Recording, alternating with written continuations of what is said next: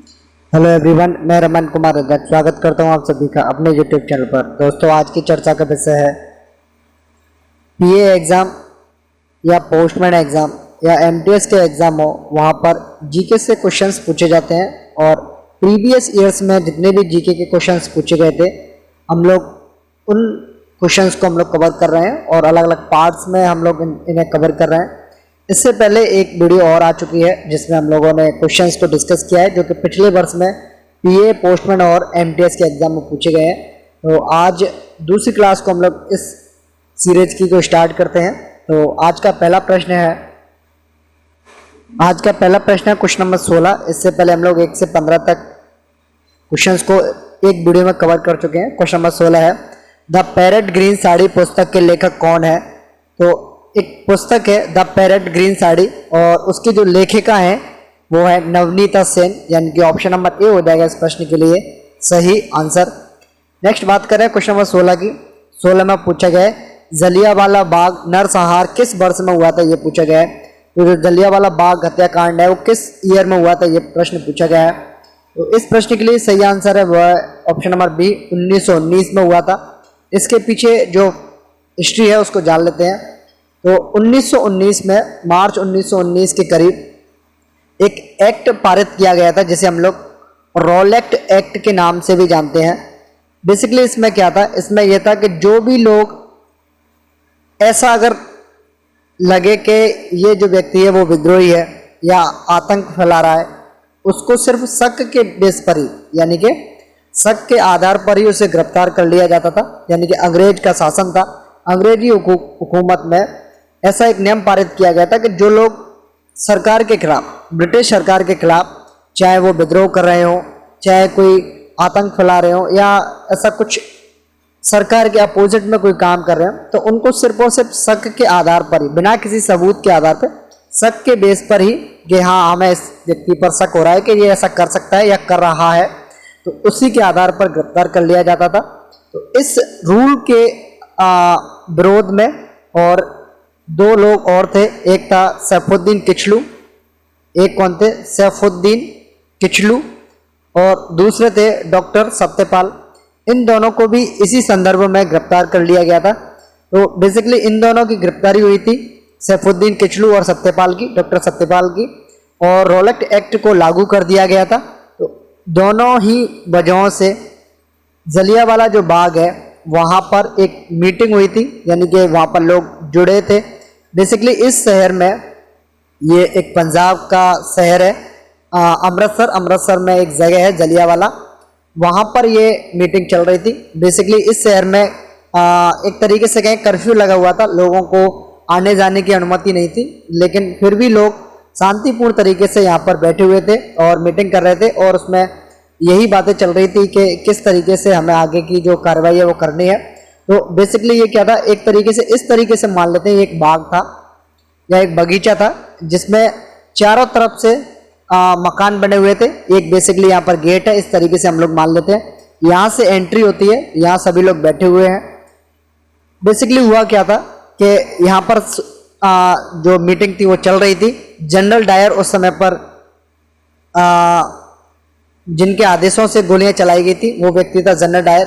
General Dyer के कहने पर ही इस बगीचे में जो लोग थे, करीब 500 से ज़्यादा लोग थे, और बच्चे भी थे, औरतें भी थी, तो उनके ऊपर गोलियां चलाई गई थी। मुश्किल से 10 मिनट का समय था और 10 मिनट में 100 से ज़्यादा गोलियां दागी गई थी और लोगों की हत्या की गई थी। तो लोगों को बेसिकली बाहर जाने का मौका क्यों नहीं मिला, क्योंकि यहाँ पर ये जो जगह है वो, यहाँ पर घर बने हुए थे, सिर्फ और सिर्फ एक तरीके से कहें एंट्री गेट एक ही था या एग्जिट गेट एक ही था। तो उस वजह से जो जनरल डायर है उनको मौका मिल गया था गोलियां बरसाने का, और उस वजह से हत्याकांड हुआ था। लोग बच सकते थे लेकिन वो मौका नहीं मिला। तो जो नरसंहार है वो जलियांवाला बाग में हुआ था। ये जो बाग है वो पंजाब का एक शहर है या जिला कहें हम लोग, अमृतसर एक जिला है, एक डिस्ट्रिक्ट है, वहाँ पर एक जगह है, वहाँ पर हुआ था। और ये बात है 13 अप्रैल 1919 की बात है, वहाँ पर ये हुआ था।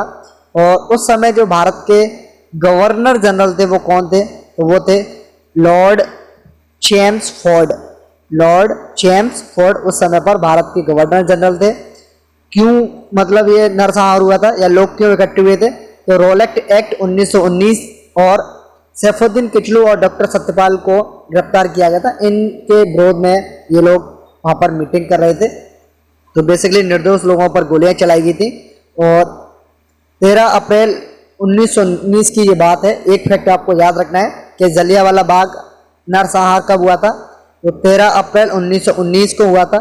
क्यों हुआ था? रोलेक्ट एक्ट 1919 और सैफुद्दीन किचलू और डॉक्टर सत्यपाल की गिरफ्तारी के विरोध में हुआ था। कहाँ पर हुआ था? पंजाब का एक ज़िला है अमृतसर, और अमृतसर में एक जगह है जलियांवाला बाग जिसे हम लोग बोलते हैं, वहाँ पर ये नरसंहार या जो हत्याकांड है वो वहाँ पर। क्वेश्चन नंबर 18 में पूछा गया है कि किस बिल को ब्लैक बिल के रूप में जाना जाता है? ब्लैक बिल के रूप में किस बिल को जानते हैं, यह प्रश्न पूछा गया है। तो ब्लैक बिल के नाम से हम लोग रोलेक्ट एक्ट को जानते हैं। ऑप्शन नंबर ए हो जाएगा इस प्रश्न के लिए सही आंसर। अदर फैक्ट्स की बात करें इससे रिलेटेड, तो ब्लैक बिल को रोलेक्ट जो एक्ट है उसको ब्लैक बिल किसने बोला है, या ब्लैक एक्ट किसने बोला है, या ब्लैक अधिनियम किसने बोला है? तो वो जो व्यक्ति है जिसने रोलेक्ट एक्ट को ब्लैक बिल कहा है वो है महात्मा गांधी जी। इन्होंने कहा है इसको कि ये एक ऐसा एक्ट है जो कि ब्लैक बिल है या ब्लैक एक्ट है। यहाँ से भी प्रश्न पूछे गए हैं। रोलेक्ट एक्ट के पीछे क्या रीजंस हैं, इसका विरोध क्यों हो रहा है? रोलेक्ट एक्ट में बेसिकली क्या था कि किसी भी व्यक्ति को सिर्फ और सिर्फ शक के आधार पे, यानी कि बिना किसी सबूत के गिरफ्तार किया जा रहा था। गिरफ्तार करने का रीजन ये था कि उस समय की जो ब्रिटिश सरकार थी उसके विरोध में कोई व्यक्ति अगर विद्रोह करता है या आतंक करता है या ऐसी कोई गतिविधि करता है जो कि सरकार के खिलाफ है, तो उस व्यक्ति को सिर्फ और सिर्फ शक के बेस पर ही गिरफ्तार कर लिया जाता था। और इस संदर्भ में सैफुद्दीन किचलू और डॉक्टर सत्यपाल की गिरफ्तारी हुई थी। और इसी के विरोध में जलियांवाला जो बाग है वहां पर मीटिंग चल रही थी और वहां पर फिर हत्याकांड भी हुआ था। तो ऑप्शन नंबर ए हो जाएगा इस प्रश्न के लिए सही आंसर। नेक्स्ट बात करें क्वेश्चन नंबर 19 की। 19 में पूछा गया कि नींबू और संतरे में कौन सा अम्ल होता है? तो नींबू और संतरे में साइट्रिक अम्ल या साइट्रिक एसिड होता है। ऑप्शन नंबर डी हो जाएगा इस प्रश्न के लिए सही आंसर। क्वेश्चन नंबर 20 में पूछा गया कौन सा अनुच्छेद अस्पृश्यता का उन्मूलन सुरक्षित करता है, यानी कि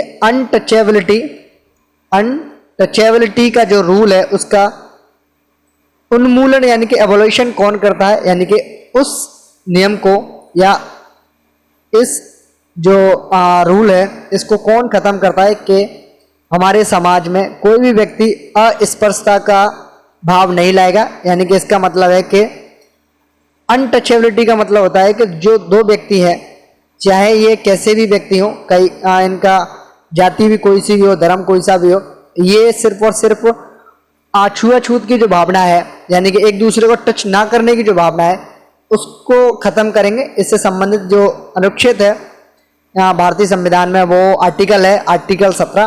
ऑप्शन नंबर डी हो जाएगा इस प्रश्न के लिए सही आंसर।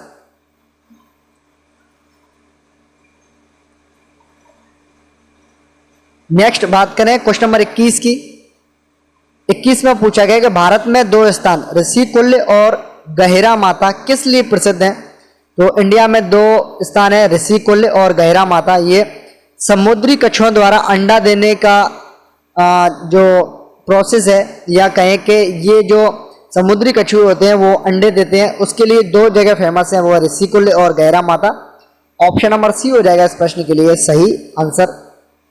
क्वेश्चन नंबर 22 में पूछा गया है कि कर्क रेखा निम्नलिखित में से किसके माध्यम से गुजरती है? तो बेसिकली ये पूछा गया है कि जो कर्क रेखा है वो किन किन जगहों से निकलती है, ये पूछा गया है। तो कर्क रेखा के संबंध में थोड़े से जो सबसे पहले इसके आंसर को कर लेते हैं। Answer option number D, answer आप लोग लगा लो option number D. Other facts की बात करें तो कर्क रेखा से संबंधित जो फैक्ट्स हैं वो ये है कि कर्क रेखा 23.5 डिग्री पर स्थित है, 23.5 डिग्री पर उत्तरी अक्षांश पर स्थित है, 23.5 डिग्री उत्तरी अक्षांश पर स्थित है कर्क रेखा। उसके बाद में अदर फैक्ट्स की बात करें तो कर्क रेखा 8 राज्यों से निकलती है। कर्क रेखा 8 राज्यों से निकलती है। और जो 8 राज्य हैं वो कौन कौन से हैं? तो पहला है राजस्थान, राजस्थान के बाद में है गुजरात, गुजरात के बाद में है मध्य प्रदेश, उसके बाद में है छत्तीसगढ़, छत्तीसगढ़, उसके बाद में है झारखंड, झारखंड, उसके बाद में है वेस्ट बंगाल, पश्चिम बंगाल, उसके बाद में है त्रिपुरा, और एक और राज्य है वो है मिजोरम। तो टोटल इन 8 राज्यों से, टोटल इन 8 राज्यों से कर्क रेखा निकलती है। आप लोगों को सिंपली ये याद रखना है। तो ऑप्शन नंबर डी होगा इस प्रश्न के लिए सही आंसर। बात करें क्वेश्चन नंबर 23 की। 23 में पूछा गया कि अंग्रेजी निम्नलिखित में से किस भारतीय राज्य की आधिकारिक भाषा है? यानी कि जो इंग्लिश है वो किस भारतीय राज्य की ऑफिशियल लैंग्वेज है? यानी कि अलग अलग राज्यों की अलग अलग ऑफिशियल लैंग्वेज होती हैं, तो इंग्लिश भी एक राज्य की, जो कि भारतीय राज्य है, उसकी एक ऑफिशियल लैंग्वेज है। प्रश्न यही पूछा गया है और उसका जो आंसर है वो है नागालैंड। ऑप्शन नंबर ए होगा इस प्रश्न के लिए सही आंसर। अदर फैक्ट्स की बात करें हम लोग, तो जो भारतीय संविधान है, भारतीय संविधान का जो भाग है कौन सा? 17 वाला जो भाग है उसके अनुच्छेद है 343 से लेकर के 351 तक। ये किससे संबंधित है? ये ऑफिशियल लैंग्वेजों से संबंधित है। और जो 8वीं अनुसूची है भारतीय संविधान की, 8वीं अनुसूची है भारतीय संविधान की, उसमें टोटल पहले 14 लैंग्वेजेस थी, उसके बाद में संशोधन किए गए और संशोधन के बाद में 8 लैंग्वेज और बढ़ाएगी, टोटल 22 लैंग्वेज उसमें है। अदर फैक्ट्स को आप लोग याद रखेंगे। क्वेश्चन नंबर 24 में पूछा गया कानूनी मामलों पर राज्य सरकार को सलाह कौन देता है? यानी कि जो स्टेट गवर्नमेंट है उसको अगर किसी कानून से संबंधित कुछ जानकारी चाहिए या हेल्प चाहिए तो इसके लिए किस व्यक्ति को स्टेट गवर्नमेंट हेल्प लेती है या किसको अपॉइंट करती है? सिंपली ये जान लेते हैं। तो आंसर होगा इस प्रश्न के लिए option number B, advocate general. Basically जो एडवोकेट जनरल है उसकी जो रैंक है वो क्या है? तो उच्च न्यायालय यानी कि जो हाई कोर्ट्स होते हैं, हाई कोर्ट्स जो होते हैं किसी भी स्टेट्स में, उसके जो जजेस होते हैं, न्यायाधीश जो होते हैं, तो ऐसा कोई व्यक्ति जो कि स्टेट के हाई कोर्ट्स का न्यायाधीश बनने की योग्यता रखता है, लगभग उसी योग्यता वाले व्यक्ति को जो राज्य सरकारें हैं वो एडवोकेट जनरल या महाधिवक्ता के रूप में नियुक्त करती है। और इनकी जो नियुक्ति है एडवोकेट जनरल या महाधिवक्ता की जो नियुक्ति है वो राज्यपाल के द्वारा की जाती है। और इसके लिए जो अनुच्छेद है इसकी नियुक्ति से संबंधित वो है 165, आर्टिकल नंबर 165 के तहत एडवोकेट जनरल या महाधिवक्ता की नियुक्ति राज्यपाल के द्वारा करवाई जाती है। प्रश्न ये भी पूछा गया है कि राज्य का प्रथम विधि अधिकारी कौन होता है? राज्य का प्रथम विधि अधिकारी कौन होता है? तो राज्य का जो प्रथम विधि अधिकारी होता है वो एडवोकेट जनरल या महाधिवक्ता ही होता है। बात करें क्वेश्चन नंबर 25 की। 25 में पूछा गया कि अंतर्राष्ट्रीय योग दिवस कब मनाया जाता है? इंटरनेशनल योगा डे कब मनाया जाता है? सिंपली ये पूछा गया है। तो इंटरनेशनल योगा डे मनाया जाता है 21 जून को, यानी कि ऑप्शन नंबर सी हो जाएगा इस प्रश्न के लिए सही आंसर। क्वेश्चन नंबर 26 में पूछा गया कि निम्नलिखित में से किसने संस्कृत व्याकरण को लिखा है? या यह भी पूछा जाता है कि संस्कृत के पिता किसे कहते हैं, जनक किसे कहते हैं? तो संस्कृत के पिता या संस्कृत के जनक या संस्कृत व्याकरण को किसने लिखा है? तो उसके लिए जो व्यक्ति है वो है पाणिनि। ऑप्शन नंबर सी हो जाएगा इस प्रश्न के लिए सही आंसर। अदर फैक्ट्स की बात करें तो इनके द्वारा जो व्याकरण लिखी गई है उसका नाम है अष्टाध्यायी। अष्टाध्यायी इनकी जो व्याकरण है उसका नाम है। इसमें टोटल 8 अध्याय हैं, टोटल 8 अध्याय हैं और 8 अध्याय हैं टोटल और 4 सहस्त्र सूत्र है, 4 सहस्त्र सूत्र है और इनको संस्कृत के पिता या संस्कृत के जनक या संस्कृत व्याकरण के लेखक के रूप में भी जाना जाता है। बात करें क्वेश्चन नंबर 27 की। 27 में पूछा गया कि उपनिषद निम्नलिखित में से किस पर पुस्तकें हैं। तो उपनिषद बेसिकली धर्मों से संबंधित है, यानी कि ऑप्शन नंबर ए होगा इस प्रश्न के लिए सही आंसर। उपनिषद हिंदू धर्म के महत्वपूर्ण श्रुति धर्म ग्रंथ हैं। किस धर्म के हैं? हिंदू धर्म के महत्वपूर्ण श्रुति धर्म ग्रंथ है उपनिषद। आप लोग इसका याद रखोगे। बात करें क्वेश्चन नंबर 28 की। 28 में पूछा गया कि निम्नलिखित में से कौन सी खरीफ की फसल नहीं है। तो खरीफ की जो फसलें हैं वो ज्वार, मक्का और मूंगफली है, गेहूं नहीं है, यानी कि ऑप्शन नंबर डी हो जाएगा इस प्रश्न के लिए सही आंसर। खरीफ की फसल गेहूं नहीं है, ये रबी की फसल है। फसलों को टोटल 3 कैटेगरीज में बांट सकते हैं हम लोग मोटा मोटा।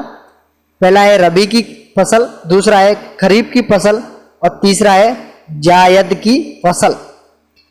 गेहूं है वो रबी की फसल है, खरीफ की फसल नहीं है। बाकी 3 खरीफ की फसलें हैं। इनके अलावा और अन्य फसलों की जो बात करें, खरीफ की फसलों की बात करें तो खरीफ की फसलों में धान यानी कि चावल भी है, मक्का है, बाजरा है, बाजरा के साथ में मूंग भी है, मूंग के बाद में मूंगफली भी है और इसके अलावा गन्ना भी है। गन्ना के अलावा सोयाबीन भी है, सोयाबीन के अलावा उड़द भी है, उड़द के अलावा तुअर भी है, तुअर के अलावा कुल्थी भी है, कुल्थी के अलावा जूट भी है, जूट के अलावा सन, कपास, मटर या कॉटन भी खरीफ की ही फसलें हैं। बात करें क्वेश्चन नंबर 29 की। 29 में पूछा गया कि संविधान सभा ने राष्ट्रीय गान को कब अपनाया था। तो संविधान सभा ने राष्ट्रीय गान को 24 जनवरी 1950 को अपनाया था, यानी कि ऑप्शन नंबर सी हो जाएगा इस प्रश्न के लिए सही आंसर। बात करें राष्ट्रीय गान को कहां से लिया गया है या किसकी देन है, तो बेसिकली रविंद्रनाथ टैगोर की एक पोएम है, वहां से इसको लिया गया है।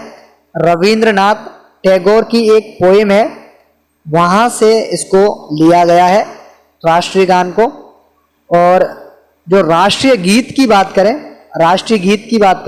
तो राष्ट्रीय गीत को बंकिम चंद्र चटर्जी के यहाँ से लिया गया है या वो उनके लेखक है। बात करें क्वेश्चन नंबर 30 की। 30 में पूछा गया कि निम्नलिखित में से कौन से शहर में सूर्य की किरणें दोपहर के समय कभी भी बिल्कुल सीधी नहीं पड़ती हैं। तो इसका जो आंसर है वो है एक्चुअली श्रीनगर। श्रीनगर पर क्यों नहीं पड़ती सूर्य की किरणें सीधी, इसके पीछे जो रीजन है वो ये है कि जो श्रीनगर का जो एरिया है वो कर्क रेखा से बहुत ज्यादा दूर है, कर्क रेखा से बहुत ज्यादा दूर है। और लगभग कितना दूर है?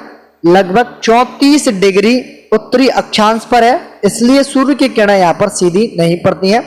यानी कि ऑप्शन आंसर क्या होगा इस प्रश्न के लिए? तो इस प्रश्न के लिए जो आंसर होगा वो होगा श्रीनगर। और इसी के साथ साथ 30 क्वेश्चंस को हम लोगों ने कवर कर लिया पार्ट 2 में। और इसी के साथ इस वीडियो को करता हूं मैं एंड। ये है अंत इस वीडियो का। धन्यवाद।